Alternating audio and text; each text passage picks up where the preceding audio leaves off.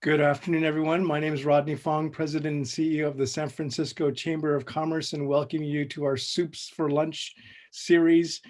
We do have supervisors that come and join us when they can, but we thought we'd take it a little bit deeper and to bring in city department heads, folks who have deep interest in and hand in the city. And so today we're joined by Ted Egan, our city economist. If you have other ideas, suggestions of folks that you think would be interesting as our city changes and shifts here, please submit those to the Chamber of Commerce, and we'd be happy to take a look at that. So, but first of all, these would not be possible without really huge support from Kaiser Permanente and Safeway as sponsors of this particular Soups for Lunch series.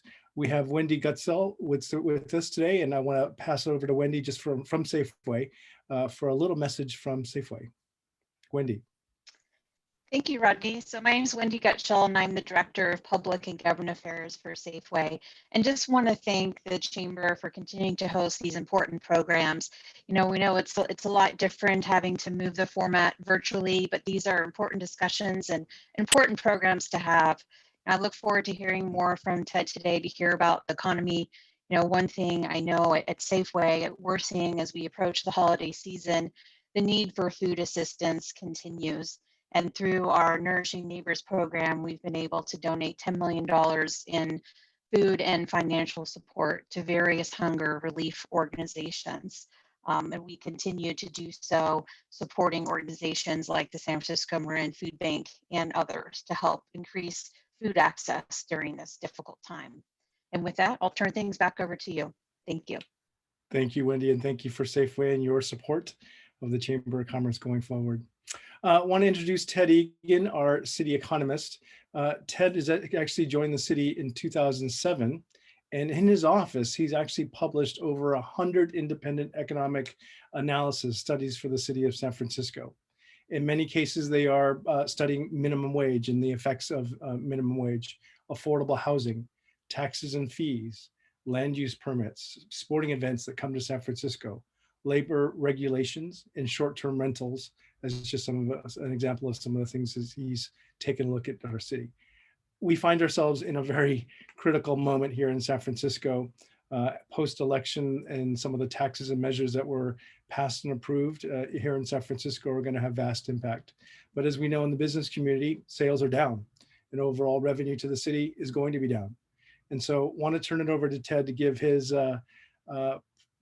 preview or thoughts about how the city is going to fare in maybe the coming years, where we as the business community, nonprofits, can participate, become involved, and support some of the forecasting that Ted is able to do. And before you start, Ted, I just want to give a personal thank you to you. And you've been so helpful over these last 8 months in the pandemic and really helping the city steer itself into the right place it needs to be going forward. So with that, our city economist, Ted Egan.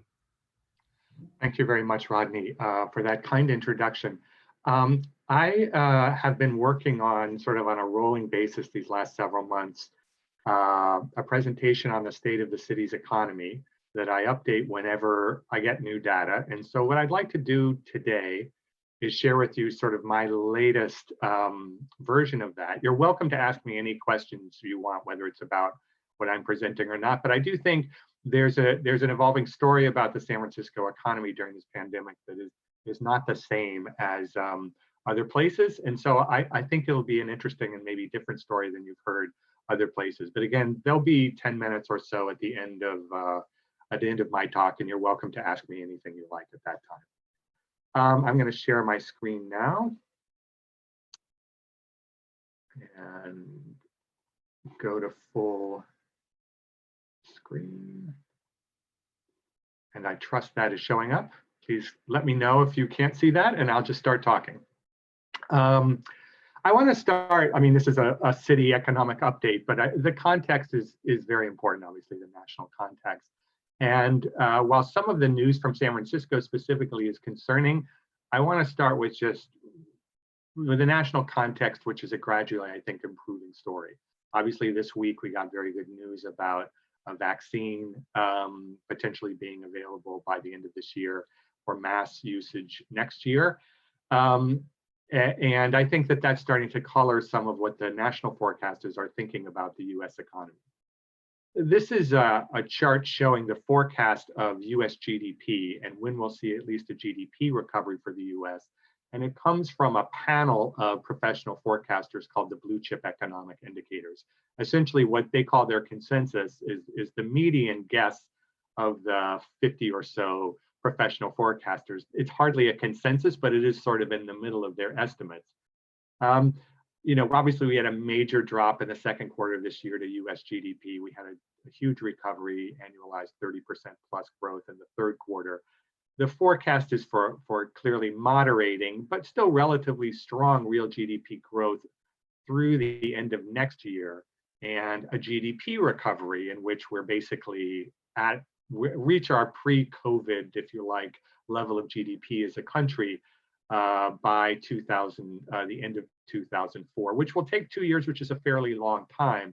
But I think this suggests that the consensus forecast for the US as a whole is a V-shaped recovery. And I think we should bear in mind that many of the worst case scenarios that we worried about a few months ago for the US economy aren't really coming to pass, at least not yet. I like to track these forecasts every month and how they change. I'm trying to summarize 8 months of blue chip indicators in terms of what they're forecasting for 2020 GDP growth and what they're forecasting for 2021. Early in the pandemic, the forecasters were more and more pessimistic, so that by June, folks were forecasting 6% drop in US real GDP this year. That's now been curtailed to less than 4%. And similarly, the estimates for 2021 GDP growth are a little bit better, but not gigantic variations. I think that people generally got the shape of the recession or haven't changed their views on the shape of the recession. But they have generally gotten optimistic, particularly with the strong third quarter GDP news. And then the most recent forecast that we got last week are also showing increased optimism for the last part of this year. The labor market, however, the jobs market is a different story. No one, I think, is forecasting return to full employment by the end of 2021. The blue chip consensus is still for US employment over 6% by the end of 2021. Again, quite a bit better than it was during the second quarter of this year. But I think the usual pattern in recessions is we have slower labor market recovery than GDP recovery, and that remains the case in this one as well, at least according to the forecast. So let me turn now to the local economy, looking at jobs in the San Francisco Metro Division, which is San Francisco and San Mateo counties. We lost about 175,000 jobs locally between March and April. We've started to recover since then. We've gotten about 65,000 of those jobs back through September. But the jobs recovery is clearly stalling. From August to September, we only added 800 jobs. This is not a San Francisco story. This is a national story about kind of a stalling labor market in the middle of the year. I think the hopes people had for a stimulus package, those not materializing, have kind of curtailed hiring, as well as the fact that the virus is still spreading. And of course, in the past few weeks, the virus has intensified both nationally and locally. So we've seen some labor market recovery, not a lot in San Francisco, but also in other places throughout the state and nation. This is a look at our local labor market in terms of which industries have lost the most jobs through September. It's still a story in which the hospitality industry is the hardest hit industry in our local economy. More than 30% of the jobs lost, and that is a combination of very severe contractions in tourism, also people working at home, not commuting into San Francisco. If they live in San Francisco, not commuting to downtown. All of that curtails spending at restaurants.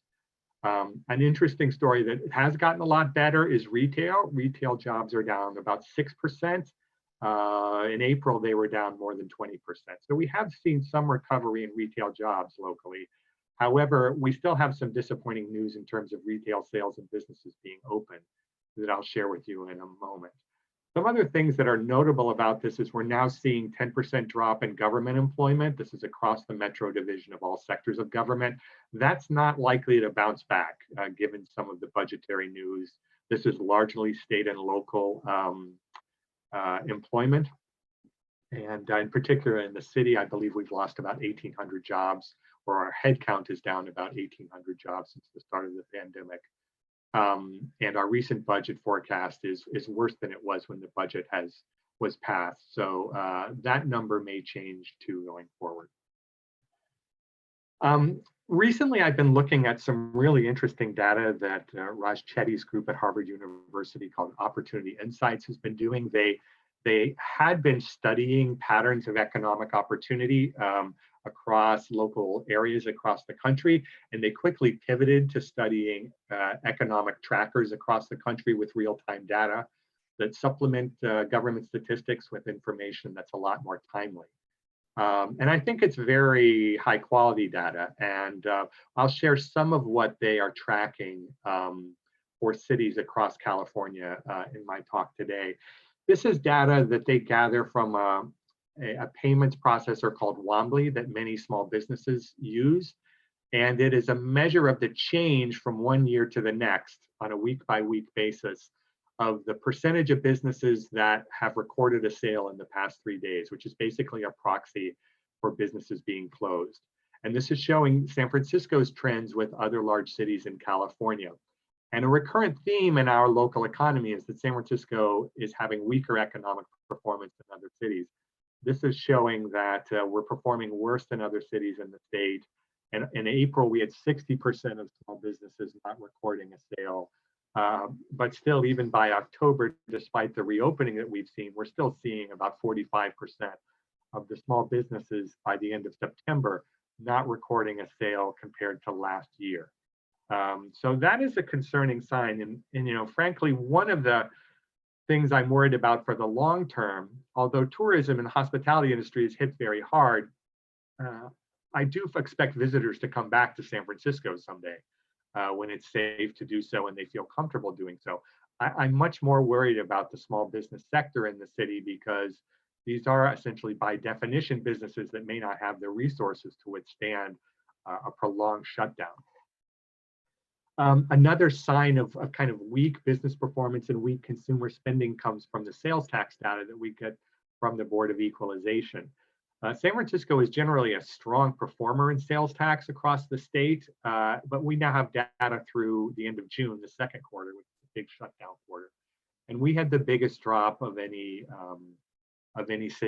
county in California. We had a 43% drop in sales tax receipts from the second quarter of 2019 to the second quarter of 2020, far outpacing the drop in other large cities in the state.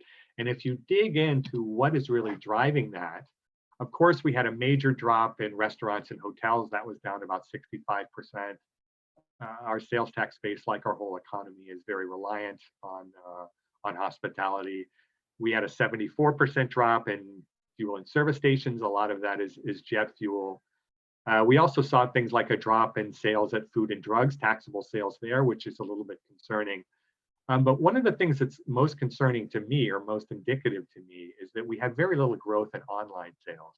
Almost everywhere else in the state of California, there was a drop in brick and mortar sales, but a growth in online sales as people switched to online delivery for their retail goods. We didn't really see that in San Francisco. We saw big declines in brick and mortar in a way that I think isn't just explained by tourists and day trippers and in-commuters not being in the city, but we also didn't see any growth in online sales. And that's one indicator among others that makes me think that San Francisco is not just experiencing a drop in consumer spending, but actually a drop in the number of residents and consumers. And I'll say more about that a little bit later. A concerning indicator of that is you can see by looking at the change in sales tax across the city. I think there was some belief in the city that you would see a big drop in the economy within downtown San Francisco, and we certainly see that, over 70% drop in the downtown zip codes. Those are big generators of our our sales tax revenue around Union Square and the hotels and also the downtown office core. But we actually saw sales tax drop everywhere in San Francisco, in every neighborhood. And I think some people were thinking that with people working at home, they'll be spending at their local restaurants in their neighborhood and their local shops. And I'm sure to some extent that happened, but we didn't see any growth despite that possible growth in the daytime population. We saw sales tax drops across the city. Another opportunity insights data source that I think is very interesting, and we're starting to explore more with our partners at EDD, is job listings, because it's a little bit more of a real-time leading indicator of where the labor market is going. Oh, I'm sorry, I'm apologizing. I've got the wrong slide there. This is the job listing data. I've got my titles and my data mixed up. So this is annual change in job listings for San Francisco and some other large cities in California.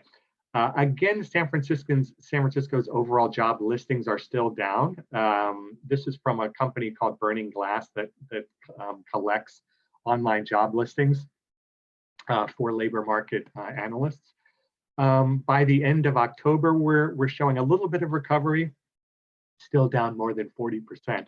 Other cities in the state are down less, including San Jose, which is in our region. Fresno is actually up and has had a little bit stronger economic recovery, at least in terms of how the job listings are concerned. What we've been able to do with EDD is we're beginning to track the hiring of individual companies in San Francisco, and there the trend is a little bit better. This is an index of the of 9 large tech companies in San Francisco and their hiring patterns going back to early 2019 monthly. So these companies are shown in the bottom. They're major employers in the city, and they actually are showing a recovery of job listings to San Francisco since June, from less than 1,000 a month to up over about 1,600 a month. So we'll have to see if that continues. Of course, offices in San Francisco, while they're beginning to reopen, people seem to be staying at home to do their work. We looked at BART data for the first week that traffic was open, and there wasn't much growth. I'm sorry, that offices were open. There wasn't a ton of growth in BART, but at least we're starting to see some major employers hiring out of their San Francisco offices, even if that doesn't mean you will be physically sitting in a San Francisco office for a little while yet. Now let me make sure I'm back. Yeah, so this is the final data slide, I think, that from the opportunity insights that I want to talk about.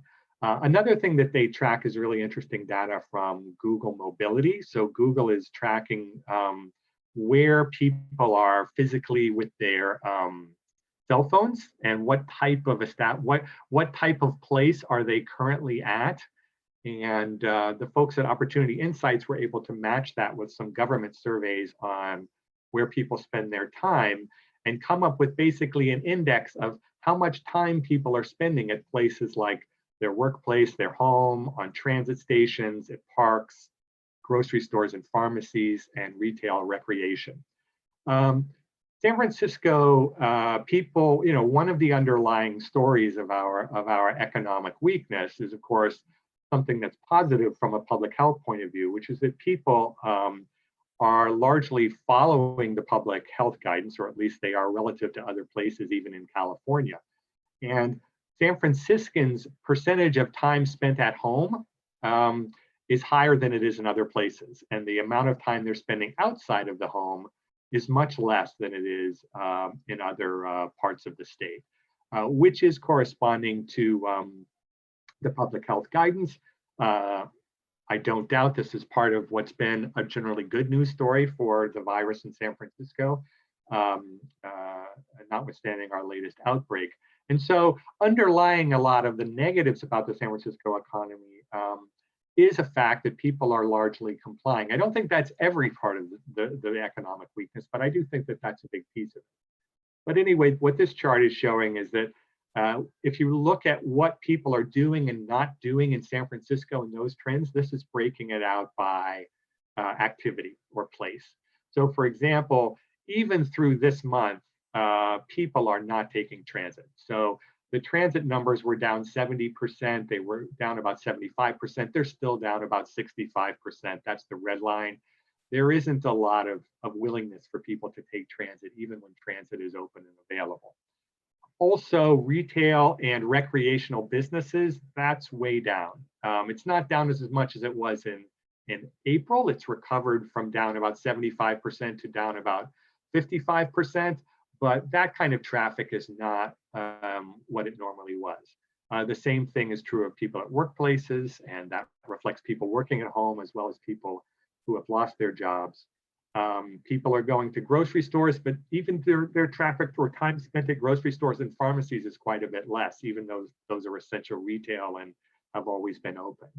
And parks and other recreation places, public recreation outdoor spaces is down. It's down less than it is some of these indoor things. So I think this is largely pointing to people's concern about catching the virus. They're avoiding indoor activities and indoor places, particularly with large groups of people like transit, less so things they need like grocery and pharmacy and outdoor spaces like parks. So let me skip ahead to my last piece of data, and then I can do conclusions, and I'm happy to do some questions at that time. One of the things that's kind of most unusual about San Francisco's economy during the pandemic that you can't really explain by people following the public health guidance is the drop in asking rents. And this is apartment asking rent index that people at Apartment List put out every month for many cities across the state and US. San Francisco's annual change in asking rents is the biggest drop of any city that they track in the United States. It's around 23% drop year over year. There's a little bit of weakness before the pandemic. It's obviously magnified. So this is not associated with people with a lack of tourists or in-commuters or people not coming into the city or people following public health guidance. This is simply a matter of more people moving out of San Francisco, at least out of the rental than people moving into the rental market in San Francisco. It's also not a Bay Area wide story.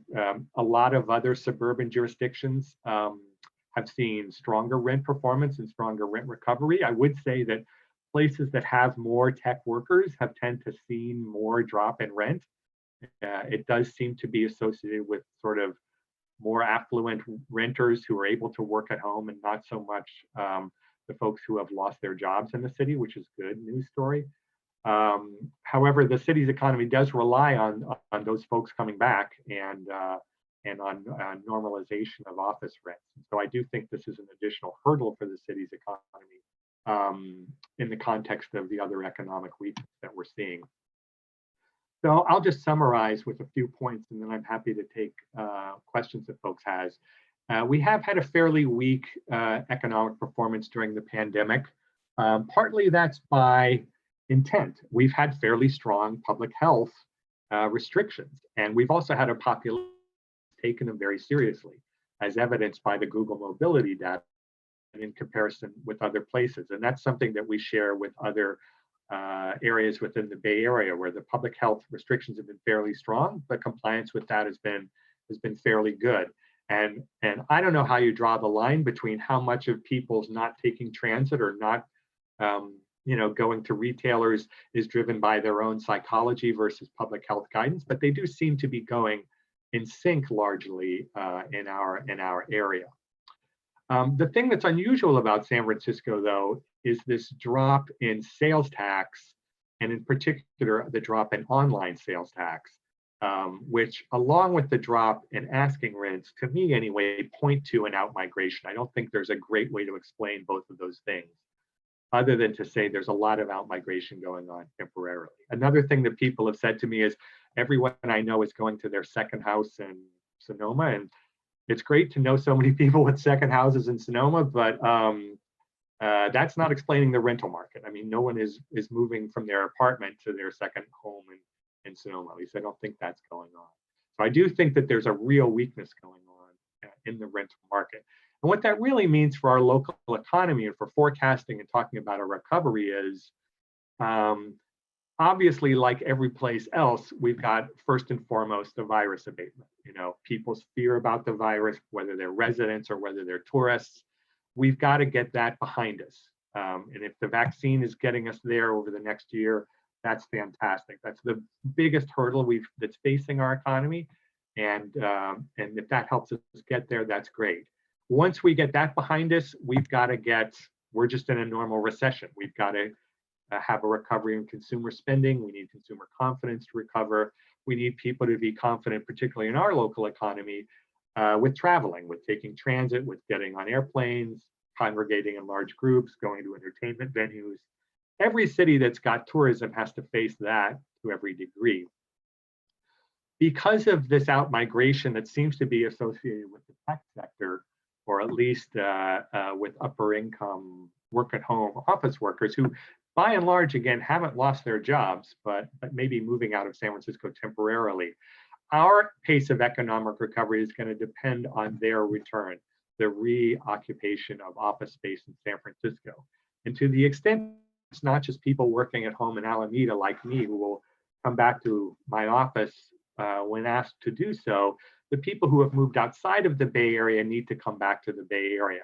And the businesses and the workers are going to be weighing the cost and value of a San Francisco location, of a Bay Area housing situation compared to other cities.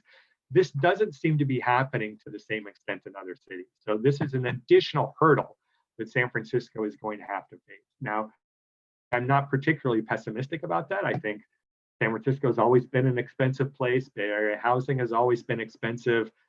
A year ago, the tech industry was growing really fast in San Francisco, and people were making the decision that that trade-off was worth it. I don't think that they're going to make fundamentally a different decision for the most part when the virus is behind us, but it is a decision people are going to have to face. You know, this is a real life test that people are going to have to decide. And if many people decide not to do it, that will slow our economic recovery. I do think a positive factor, aside from the fact that our public health story has been generally good until recently, is that we're seeing a rebounding in hiring, at least by large tech companies. That's obviously the sector that's driven a lot of our hiring for the past 10 years. And we'll keep tracking that closely, but at least that, the large tech companies have at least started to return to hire at pre-pandemic levels. Of course, many of those companies have done fairly well during the pandemic. They're supporting a work at home or an e-commerce, online sales environment that people are increasingly living in, and that's been good for them. And many of those companies are hiring robustly and are choosing to hire robustly out of San Francisco too. So I do think that's a positive story for us going forward, notwithstanding some of the weakness that we're seeing now. So I think I'll stop there and I will turn it over to questions, and I will start looking at the Q&A, but if anybody at the chamber wants to handle that and read out questions or ask questions of their own, I will take that too. I do see one now on the chat, and that's also a great way to ask questions. Do you expect SF rental prices to continue to drop? Certainly looks like there's no real reason to suggest it won't, but when do you predict it will truly bottom out? If it's true that what's going on there is folks who can work at home are choosing to step away from their San Francisco apartment situation, then it's probably going to be when the employers and the employees kind of jointly make decisions about office use going forward. One of the things I'm very interested in now, like a lot of people, is what does the reoccupancy of downtown offices look like? It seems to be a common pattern that many business owners are picking a more of a hybrid model in which people spend some time in the office, but probably more time working at home than they did pre-pandemic. And I think what remains to be seen is this really a lingering fear of the virus to increased work at home? Or is this a permanent recognition that the benefits of working at home for the household or whatever, or for the company, that work at home makes more sense? In other words, we've all discovered how to work at home, we're able to do our jobs effectively, and this is a relatively permanent shift. Another variable that I would mention is that I don't think you can underestimate is the public schools, and the sort of need for parents to be available to support online learning by kids in the K-12 system, particularly elementary schools. As schools start to reopen and as that world starts getting back to normal, hopefully in the next few months, or over the next year, that's going to, I think, change the office conversation too. And of course, people's psychology about transit. So all I would say in answer to your question now is it feels like it's not going to get better until people really start to say it's time to go back to the office, and office life becomes more productive or office is more of a workplace necessity than it is now. I'm optimistic for the long term, but I do think there's a little bit of rockiness in the short term. Second question, how will the mix of past ballot measure initiatives in the city and the state augur for the San Francisco economy budget outlook? And myself personally did economic impact reports on 3 of the local ballot measures, and the Comptroller's Office has just released an updated budget outlook. The good news from the city's budget is that there's revenue from all 3 of those measures that passed. However, it's not a great story because we're seeing weakness in our revenues, and we're reducing downward our budget projection for business tax. And so, as I mentioned earlier, there are continuing budget weakness. I think the state ballot measures have less of an impact on the city budget. The questions are starting to roll in, so I'm going to start answering a little bit faster so I make sure to get to them. Do you have indicators on how small businesses are doing during the pandemic? Forecast on small businesses rebounding. I think the Wobbly indicators that I was just showing you are a great indicator of how many are reopening. That's something I'm going to watch closely. We also have revenues from the small businesses. The sales tax data is not nearly as timely. We have to wait about 6 weeks plus a quarter to get really timely data on that.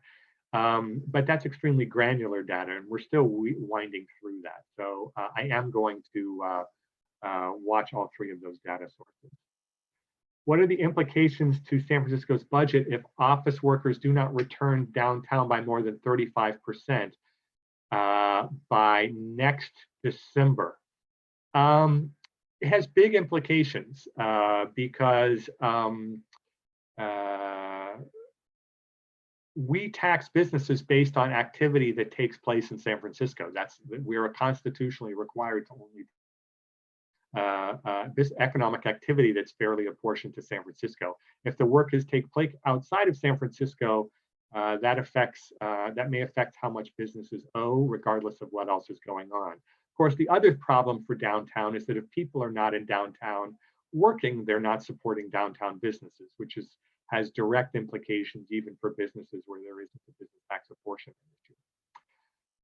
And then there's a question. You mentioned that you are more concerned about the loss of small businesses than hospitality. I consider many small businesses part of hospitality. So do I. I don't mean to draw that distinction, and to spend it on visitors. And the main reason people want to come here. I agree with that too. Most notably restaurants and many small businesses. How do you separate these items? Yeah, I really was only talking about hotels, I guess, from hospitality point of view. It's absolutely true that a lot of what draws people to San Francisco is the mix of small businesses. A lot of the hospitality industry is small businesses, and a lot of those businesses are facing major challenges in the pandemic about whether or not to reopen. We've got information on how many businesses are closed. What we don't have is how many businesses. We have less good information at this point about how many businesses are permanently closed. And again, that's my larger concern. And the only point I wanted to make is that I think larger businesses may be able to hibernation better than small businesses. And so it's really the small businesses that I'm worried about going forward, including in hospitality. Great. Thank you, Ted. I do have one more question. Oh, we're getting a few more in the chat here. I'll go ahead and ask you them myself. We heard that the city is looking at another $112 million budget deficit again. What can we expect from the city budget in the next year? Are there going to be any further deficits or possible layoffs? Well, I can't really answer how the mayor and the board of supervisors react to the budget changes. I mean, those are policy decisions. In terms of whether we're likely to see increased budget weakness, we're just going to continue to watch the data. We think that we are fairly realistic with the current projections, which are a bit more pessimistic than they were when the budget passed. But we're constantly watching the tax revenue coming in and the economic indicators and making adjustments as we need. Okay. Let's see, we have one more question here. Your thought on the recently proposed mandatory 60% cap on office workforce? If you're referring to the requirement that large employers do telecommuting for a large percentage of the time, I would say that, first of all, this is not a public health proposal. And currently, during the pandemic, people are telecommuting a lot more than that. It seems to be, and as I understand it, it emanates out of the MTC, and it's sort of an idea as a way of handling demand for transportation into downtown San Francisco. And I would say, you know, people who study the economics of urban transportation are always saying you've got demand management possibilities, and you have capacity expansion possibilities. And those are two ways of dealing with congestion and demand and capacity challenges around transportation infrastructure. But I do think there's a general consensus that if you want to pick one, you should pick it based on a cost-benefit analysis of which costs you more, which costs the economy more, the demand management or the expanding capacity. And at least from what I know about this requirement, I don't know that that cost-benefit analysis has been done. And I don't think that as a region, we really have a handle of what the economic benefits businesses have received of being able to locate in San Francisco and draw upon a regional workforce and have them work together in downtown office buildings. But I would suggest if it wasn't a very, very large economic benefit, then they wouldn't be paying the office rents they are paying, and they wouldn't be paying the wages they were paying, and those workers wouldn't be paying the housing prices they were paying. In other words, something about very talented people working together in office settings in downtown San Francisco has to pay for itself, or we wouldn't have been doing it for so long. So I would be leery of a proposal that just sort of says everybody has to do this without kind of considering what the economic costs are. If it winds up that businesses say, hey, you know what? We had this natural experiment called the pandemic, and we realized we are pretty productive in work at home mode, and we're going to choose to do that as a business decision. That's one thing, but I think for an agency to make that kind of, or not an agency, but really any government to do that without a study of the economic costs and benefits, I think it could be, you know, it's obviously a major, could have a major impact on the city's economy and the region's economy. Definitely, definitely. Well, let's see. In the last couple minutes here, if you have any questions in the virtual audience, please feel free to dump them in the Q&A. But unless there's any others, I'll kind of wrap up with a bit more of an open-ended question. As we have a lot of small businesses on the line, is there anything that you think the city could do, or what needs to happen to really help our San Francisco small businesses recover? I know it's kind of a general question, but it's a general question, and I think the small businesses are a better one to answer it than the city economist. Our role in city government is to do economic impact assessments of policies that the city proposes. So things that the city wants to roll out to help small businesses, if they're very impactful, well, we'll study them regardless of whether we think they're impactful or not. If they're impactful, we'll detail that impact in an economic impact report. When the city was kicking off the Economic Recovery Task Force back when the pandemic started, I thought it was very important to not have a sort of city hall vision of what the recovery should look like and really talk to businesses about what they're experiencing. And I'm glad that the city decided to go in that direction. So I don't want to be prescriptive. It's not really my role. But obviously, things that come through City Hall from a legislative side of things to change the business environment for small businesses, we'll certainly be studying. Wonderful, thank you. Well, let's see, we have one more open-ended question, and feel free to pass. But do you see the makeup of the Board of Supervisors, given the results coming in from the election, having any impact on our economy in any certain way?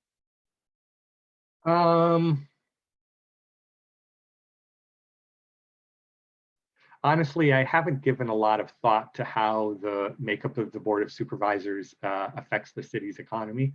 I mean, I guess I have a paper trail of that, which is called the 100 Economic Impact Reports that we've done over various pieces of legislation, and we're going to continue to do that. So I think I'll let our analysis of those things do the talking on questions like that. Wonderful. Well, I know on behalf of the Chamber, we greatly appreciate all the work that you do in your office. It's always so helpful with, our understanding of legislation and its impacts. And thank you so much for your time today, for answering all these questions. And I think with that, that'll conclude our virtual Supes for lunch with Ted, even though I know there was no soup. So I'll end it, wrap it up here. We have our next upcoming event is our election debrief, now that all the results are in. That'll be on November 16th. I can drop that registration link in the chat here for you all. Let's see, let me dump that right there. And then that's all we have for today. A big shout out to our sponsors, Safeway and Kaiser, and thank you all for joining us today.